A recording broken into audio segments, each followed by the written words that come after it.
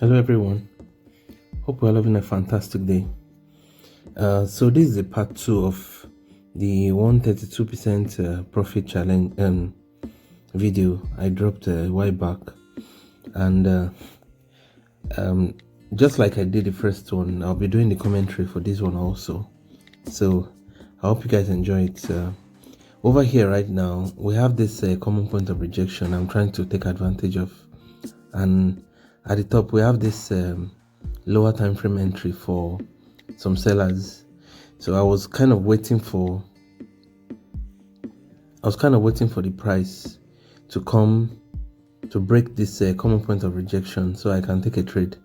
But also we need to be very careful here because I can see that the market is making some kind of higher lows over here. And as the market is going, when you're in a ranging market and you notice that the market is making some higher lows, right, like that, one has to be very careful. Now there's another kind of common point of rejection inside this basic market structure, the big one. So inside it we have this kind of common point of rejection also. Now we have this red green pattern that is beginning to form. We have this green red. There's a green candle happening right now. Now I will not be taking a trade because we're actually expecting a green candle here.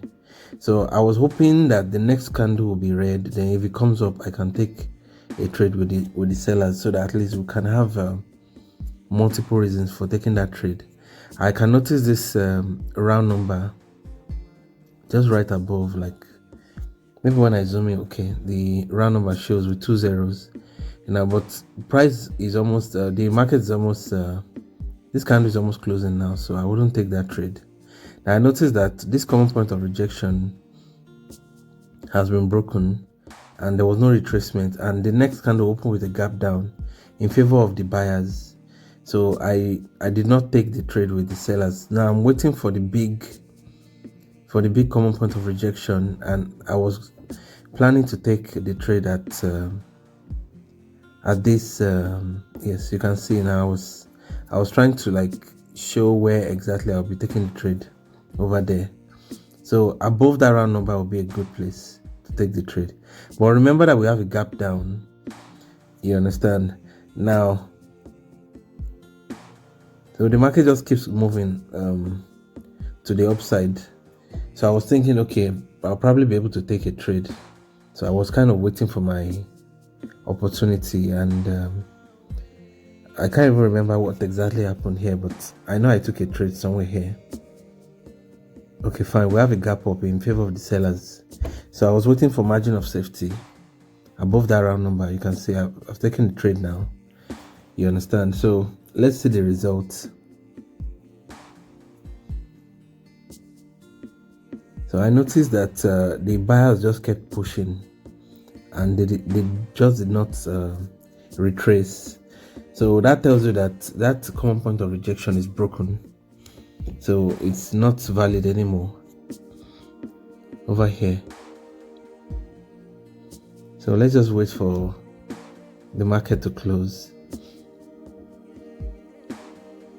We have about 16 seconds over here now. Now I was looking to this this supply area at the top over here, but I was not going to take just any random trade simply because I'm losing a trade over here. The key when you lose a trade like this, the key is not to like rush and take another trade. The key is just to make sure that you stay calm and you try and look for better opportunities, basically. Now over here now, I was here trying to see if I can take advantage of this trend going upwards, but I still came back to check this market to see if there will be another opportunity in that supply area. But then I noticed that we have this payout amount that has been reduced to $64 and 64%. So I was like, no, I'm not going to take any trade on that again. So over here now we have this decision point area in the market, and immediately I spotted it. I was like, okay, fine, good. Let's check the lower time frame to see if we have some good entries. But before then, I was able to find this this supply become demand. So you can see the way I color coded it now. I didn't color code it the normal way I would do it. So that's the supply, there's a demand. So you can see supply become demand. This is how I color code it. Then I decided to like go to the lower time frame to find the decision points, the decision point for this DP trade. You can see, so marking this particular demand area, this lower time frame entry, you can see it. So I decided to just mark this area to make sure that that part is well marked before I go to other time frames. So then S15 also, just checking. Then I found another entry inside that particular lower time frame entry also. So we'll just mark it quickly. Okay, there's one up here also. Yeah, there's one right at the top of the SBD, the supply become demand. So I just decided to like mark that in case price moves around that place. So at least I will know that okay, there's a particular area there. So this is one of the effort I was trying to make to see if I can just find another entry or another very good trade.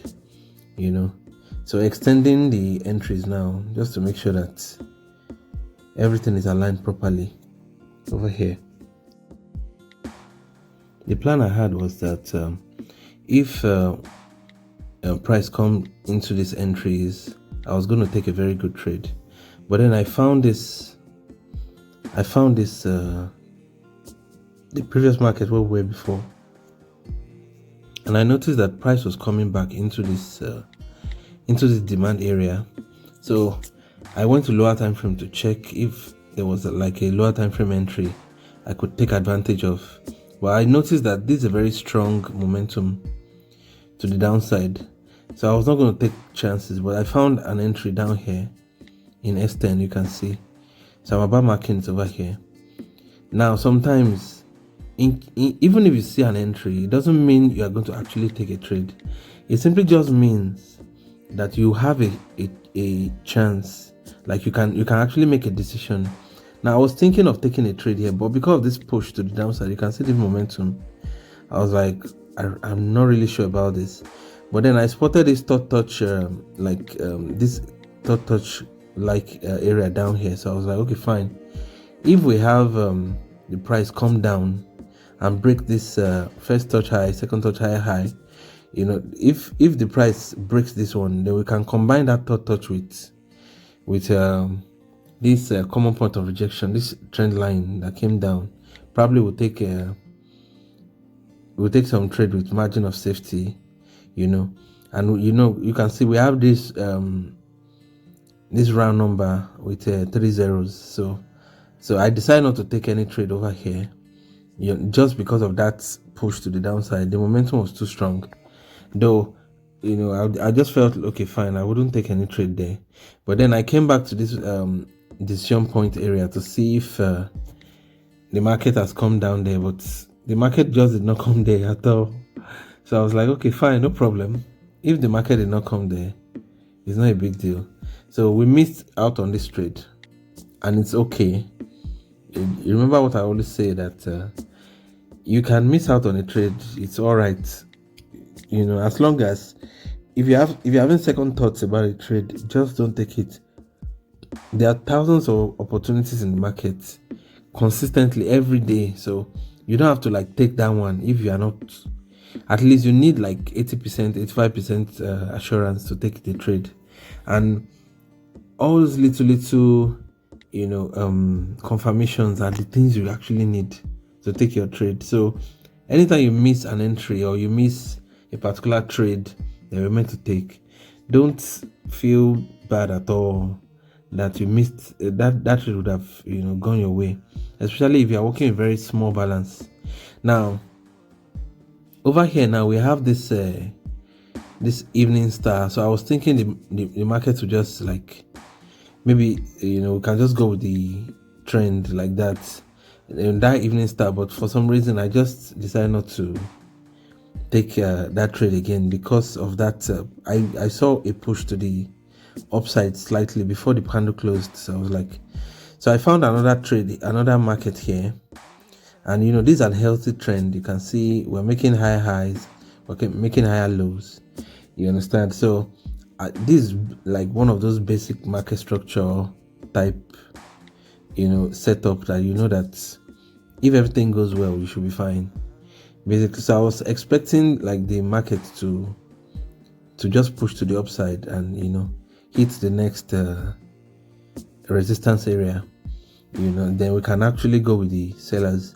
Also over here, I was thinking, okay, fine, I was expecting the market movement to be towards the upside, but I noticed that we are making higher lows and we're making lower highs. I mean, look at all the highs over here. It keeps tending towards the downside. So I was already thinking that maybe the market was ready to like break this structure.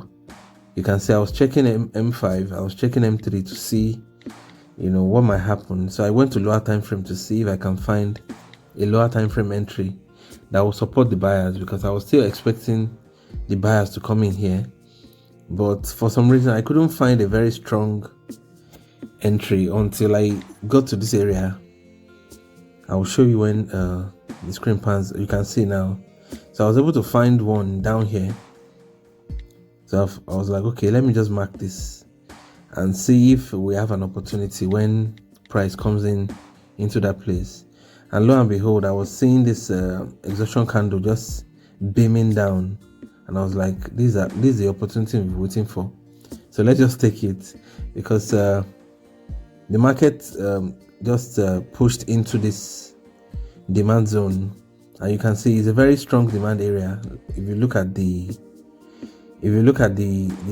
push from that demand area, you can see all the green candles that went. It was a very strong momentum. So I was like, this area is a strong buyers area. I might as well just take the trade right now. You understand? So at first I took a trade, but when I saw the way price was pushing into this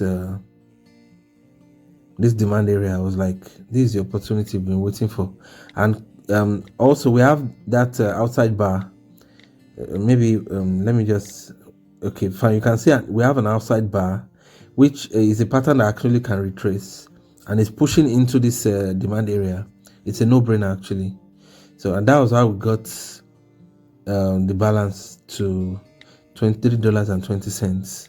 So if you do the math, really, that was 132% profit from $10 basically. So thank you so much for watching, guys. If you are enjoying this content, please subscribe to my channel and give me a like. See you in the next one.